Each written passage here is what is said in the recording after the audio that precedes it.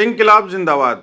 माफ कीजिएगा, ये अब 2026 में भी कहना पड़ रहा है, क्योंकि 2026 में जो प्रोटेस्ट चल रहा है शिक्षा के लिए, जो नीट पेपर लीक के छात्र हैं वो प्रोटेस्ट कर रहे हैं, और जिस बर्बरता से उनके साथ में परसों लाठीचार्ज, आंसू गैस के गोले और बंदूकें तानी गई, उससे तो यही लगता है कि 1919 में जो जलियांवाला बाग कांड हुआ था उसी को दोहराया जा रहा है।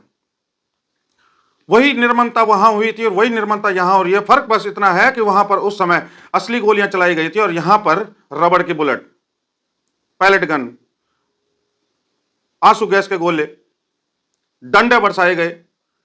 याद रखिएगा, जिन लोगों की आत्माएं मर चुकी हैं और जो लोग ये कह रहे हैं कि आप एंटी नेशनल हैं, आप पाकिस्तानी हैं, आप ये हैं, आप वो हैं, आप फलाना है, आप फलाना है, माफ कीजिएगा, मैं कहना चाहूंगा कि उनकी आत्माएं मर चुकी हैं।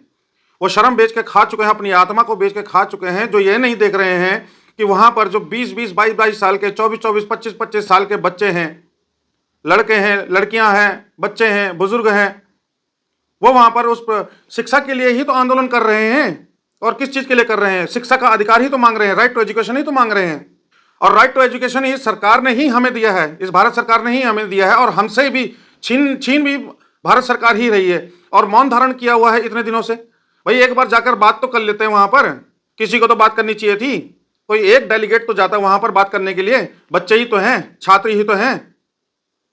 याद रखिएगा, आज अगर शिक्षा के लिए, शिक्षा के अधिकार के लिए बच्चों को विगत एक महीने से अगर इस प्रकार की प्रताड़नाएं सहनी पड़ रही है, इस प्रकार की यातनाएं सहनी पड़ रही हैं, तो आपकी आत्माएं मर चुकी हैं वाकई में। जो लोग ये कहते हैं कि ये एंटी नेशनल हैं, उन अंधभक्तों के दिमाग से वो मकड़े के जाले हट जाने चाहिए थे, उनकी आंखों से वो गांधारी की पट्टी हट जानी चाहिए थी, जिससे कि उन्हें दिखाई देता कि हाँ, ये आपके बच्चों के भविष्य के लिए भी लड़ाई की जा रही है, ये अपने बच्चों के लिए आने वाले निकट भविष्य के लिए उनके लिए लड़ाई लड़ी जा रही है।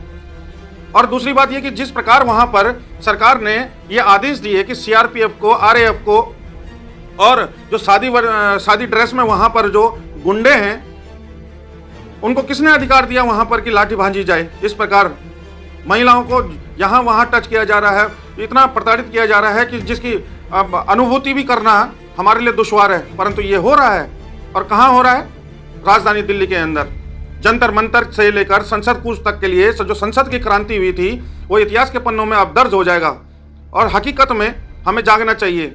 जो लोग अभी भी नहीं जाग रहे हैं वो तो वाकई में वो लोग, मैं तो अंधभक्ति ही कहूंगा इसे।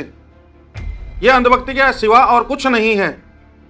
जहां पर ये तो सरकार को पता चल जाता है, यहाँ के नेशनल मीडिया को ये तो पता चल जाता है कि कॉकरोच जनता पार्टी जो सीजेपी है, जो आंदोलन कर रही है, प्रोटेस्ट कर रही है, उसको फंडिंग बाहर से हो रही है, विदेशों से हो रही है। परंतु ये पता नहीं चलता कि राम मंदिर का चंदा चोरी किसने किया, केदारनाथ मंदिर से सोना किसने चोरी किया, बद्रीनाथ मंदिर से धन किसने चुराया, ये सब पता नहीं चलता है। परंतु ये जरूर पता चल जाता है, और वो भी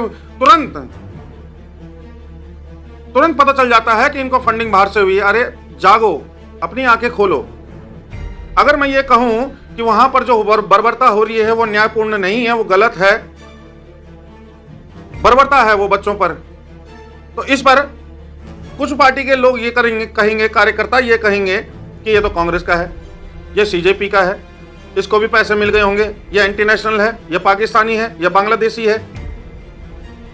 परंतु आप एक बात देखिए कि वो जितने बच्चे और जितने लोग वहां पर हैं, कम से कम 40-50 लाख लोग रहे होंगे।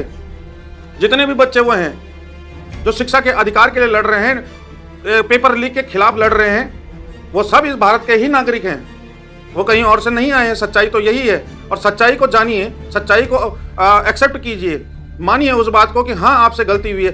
एक शिक्षा मंत्री का इस्तीफा ही तो मांग रहे हैं, और क्या मांग रहे हैं? इससे ज्यादा किसी की जान थोड़ा ना मांगी जा रही है। जबकि आप जान की बात आई है, तो जबकि आप देखेंगे 20 से 25 से ज्यादा बच्चों ने आत्महत्या कर लिया अभी तक। क्या उनकी जान से बढ़कर एक शिक्षा मंत्री का पद है? दूसरी तरफ वहां से अब संसद के अंदर इतने दिनों के बाद हमारा विपक्ष जागता है, अचानक से जाग जाता है। हालांकि रैलियां तो करता है, परंतु इस प्रकार जो संसद के बाहर पर कल देखने को मिला कि राहुल गांधी वहां पर धरने पर बैठ गए और उनको जबरन घसीट कर ले जाया गया। बहुत देर बाद आप जागे, बहुत देर कर दिया आपने आते आते। जहां पर विपक्ष को प्रखर होकर वहां पर समर्थन करने के लिए आना चाहिए था।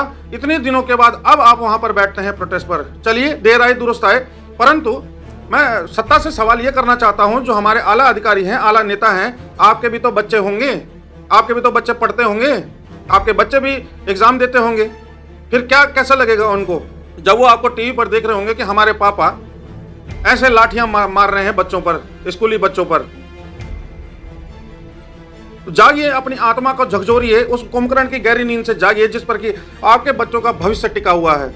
और माफ कीजिएगा, मेरी बात कई लोगों को बुरी लग सकती है, परंतु जो सच है वो कड़वा ही होता है और वो चुभता है। मेरी हाथ जोड़कर विनती है आप लोगों से कि प्रोटेस्ट को समर्थन कीजिए और कम से कम एक पोस्ट तो डालिए